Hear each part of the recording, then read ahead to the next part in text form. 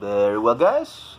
Here we go with this really short video in which I'm going to explain some generalities of the test. Okay, so the idea is that you verify certain things about the correction of it, so you can have a general idea of how you did during the test.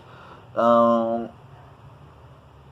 I want to anticipate that, of course, this is not a definitive last word, let's say. It really depends very much on what you wrote and how were you able to argument, and well, I will have to verify and check each particular case, but these are some generalities. Okay, so first of all, we have this story about two former friends that run into each other with their respective families. Basically, they seem like happy to meet each other, and one of them is trying like to brag about his job and his advance in life, we can say, to the other, but it turns out that the other person has a better job, probably earns more money, and is, let's say, more important in society. So this guy, the initial one, does not receive it very well and tries to pretend like, to be respectful and all, and excessively happy for the other person, which the other person like realizes and feels a little bit disgusted and not really pleased about it, and that's it. And then, well, the other guy and the family, they just stay sort of overwhelmed, right? That it's like a very general summary of the story, right? So if we go to the first question, they talk about the linguistic, cognitive, local, and sociocultural. Sure, you can find all of them in there. All of them. I'm going to just to mention some possibilities. Remember that you always have the linguistic component, which is pretty easy. Let's say it has certain things related to knowing the language, knowing English, knowing vocabulary, knowing grammar rules, etc. You always have that, yes? Let's say that is almost like a freebie in this case. Now, some linguistic things may be related to a little bit of the Russian language that may be, and recognizing certain words as Russian may help, yes? So that is the linguistic. It's not mandatory to include the Russian part. I'm just giving you examples, right? Now, the cognitive ones, there are again a lot of different things, but the clearest one may be the one related to the different jobs that they mention in there. Yes, so they talk about counselors, they talk about privies, and different things in there, which you require to have a certain knowledge of to, let's say, understand better. Probably if somebody just read the story and said like, I don't care what are these jobs, it just seems that one is more important than the other, well, that's also valid, right? But that can be the cognitive component, that is, it can help you like to work in that way, yes. Then we have the local, and definitely the local is Russia. Yes, knowing that we have all these different things located in that place or in some sort of Sovietic, because let's say that there is not a specific date in there. If you do some research, you're going to find a much more closer temporality, but well, that's it. So these local things are, let's say, important. You can find again some other ones about custom habits, etc. Right?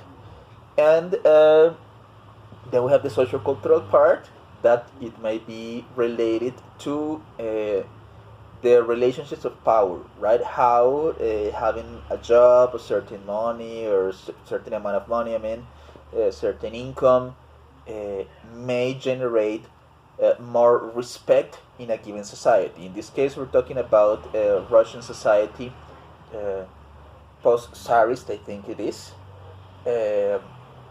And well, this may totally, let's say, change your position in society. Yeah, so you see that when the guy realizes that the other person is much more important than him, it's all bows and he's all attentions and sort of respect for the other person. So that it's really a sociocultural uh, component, even if the other person says, relax, we were friends for a long time ago, and we were friends, and we were very close to each other, and well, that's it. Now, I want to mention something in here, and I hope that you notice, and it's that I expect that you were a little lost when you try to classify these different things. Yes, and why is that? Because we have never done the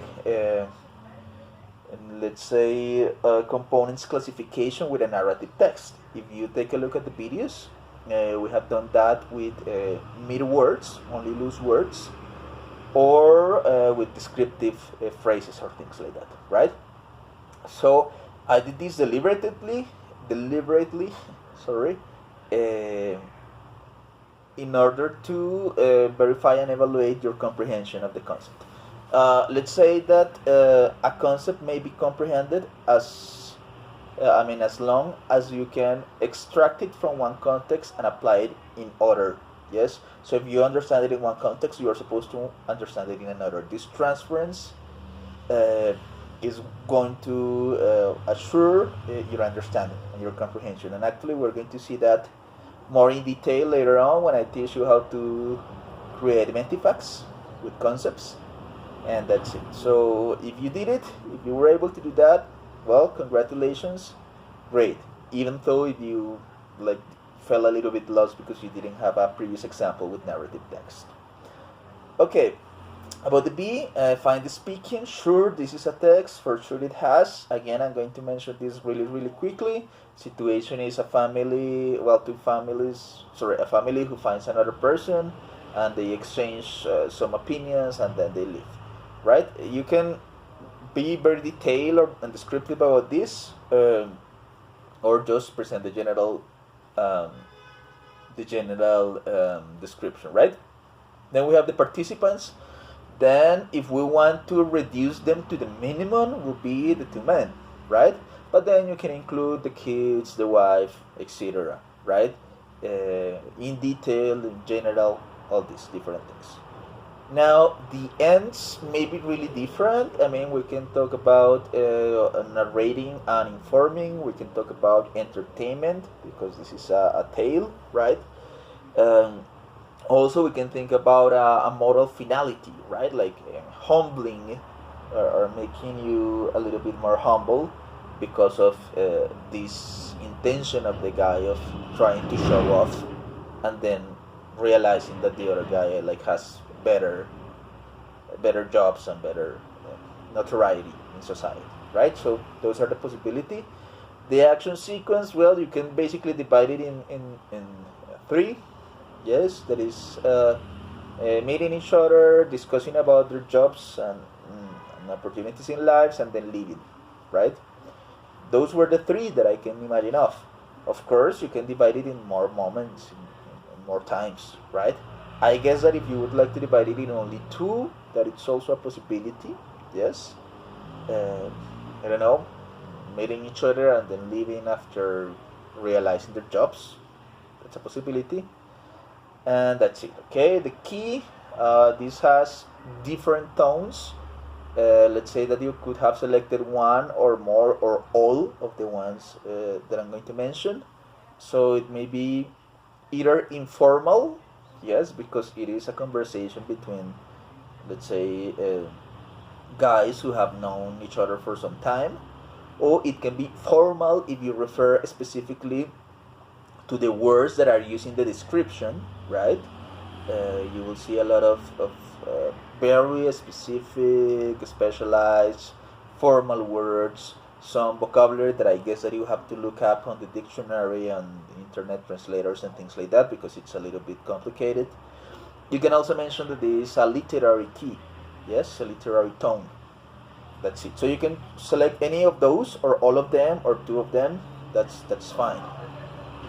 Then we have the instruments. Here you can talk about the tale itself. You can talk about, let's say, the format. Remember that we have discussed that. So the Word file, the digital digital file, something like that. Yes. So remember that instruments can be divided into, let's say, the media, and also what other things they use. Yes. So it may be like figures of speech. It may be certain comparisons. It may be, well, some other things, right? Um, then we have the, what is it? Norms of interpretation. So again, basically we have again the linguistic component. So knowing anything related to language, right? But then we can also add some other things if you want, related to social structure of Russia, to, let's say, the hierarchies in society, or different things, right? That's a possibility. And finally, we have the genre. The genre is definitely tale. Yes, this is a tale, short story, or something similar, right? That's it. Okay. Now, for the C, I would say that we have almost all the categories over there. We have physical description. There are physical description of the people. How do they look? What do they smell like? Their faces, their clothes, well, a lot of different things. We also have the Etopeia, as we have the description of their behaviors, and we see that one of them is very sugary and trying to sort of complain or flatter the other person. Did I say complain? No, it was compliment. I'm sorry, compliment the other person and flatter him. And well, that is about his personality, and we can think about, for example, when the kid is shy or something like that. So that's it. Now, if we have prosopography and we have Etopeia, for sure we have portrait, because we can put them together in certain cases, and we also have a portrait over there, double definition. We have topography, because there's a description of the place somehow, like full of baggages or things like that. Yes. We have chronology all around the, let's say, the tale. We can select just a part in which we describe a little chain of events, and that will be it. Let's say that the more general is the one that I have already mentioned: meeting each other, bumping into each other, discussing, realizing their jobs, and leaving. Yes. And then we have the trickiest one, that is the caricature, and it was there, right? Was not as explicit as one would like, as easy to get, but definitely that moment in which they talk about their nicknames, we're talking about exaggerations of different traits in order to describe or make fun of people. Yes, we're talking about school, we're talking about when they were young, and how they sort of make fun of each other, and other people made fun of them. Okay, in order to understand better these caricatures, you will have to take a look at the historical characters, right? Ephialtes, and who's the other guy? Let me see, I don't remember. The one who burns things in the cigarettes and somewhere else. Herostratus, right? So giving a nickname to somebody is in a way to make a caricature out of him, especially if you're trying to mock him or her. Like normally, you in school, high school, you receive this sort of nicks as a, as a mockery. So I mean, it was not necessary to highlight all of them. Just describing one per category was enough. But I think that we have all the figures of speech. All the subcategories of description that we have studied so far. Okay, those are like the ones that we have in there. Well, let's jump into the E. Let's leave the figures of speech for a moment in there. And it's what is the modality of discourse? What is the modality in which this discourse is presented to you? Okay, so what are the modalities? Yeah. It was, let's say, a trick questions in terms of the formulation of the question. The question itself was not difficult, but I know that the way that I formulated it may have confused somebody, or some of you, or many of you. But that was the point, right? So, it is pretty easy actually, yes, and it is written modality. That's it, yes. Now you could add a lot of different things or justifications or ideas, uh, well, in different ways, right? But we can say that this is written because it's mechanic, because it uses text, because it uses, I mean, text in the form of the alphabet and pictorial languages and things like that, right? Uh, I don't think this can be oral. Yes, probably it has certain oral components, such as the let's say the reproductions of the conversations and things like that, but not really in that way. Yes, and finally we have the verbal iconic, again another tricky question, but it's very simple. It's basically combining drawings or pictures with letters, right? I gave you this example of the word ojo in Spanish. Remember, when the O's were eyes and the J's seemed like a nose. Yes, so I perfectly remember that video. So that is, for example, verbal iconic, or the bottles with the words, with the letters X X X X that didn't say anything, but that we normally understand as alcohol or sometimes even poison, right? So it was really simple. Like, I cannot tell you how to do it right now because there are a lot of possibilities to do that.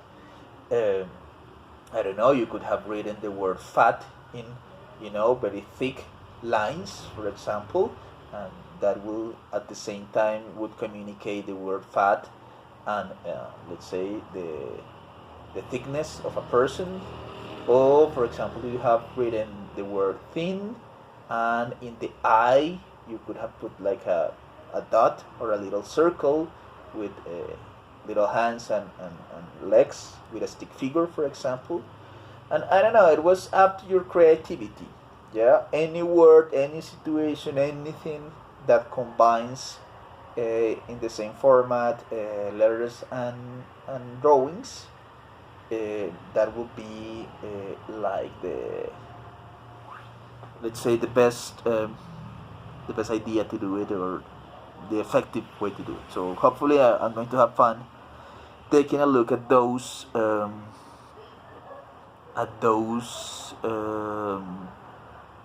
creations that you did, because I'm sure you should have come up with a lot of different things. Well, I'll be right back with you with the figures of speech, because my file with the figures of speech that I have highlighted is not here.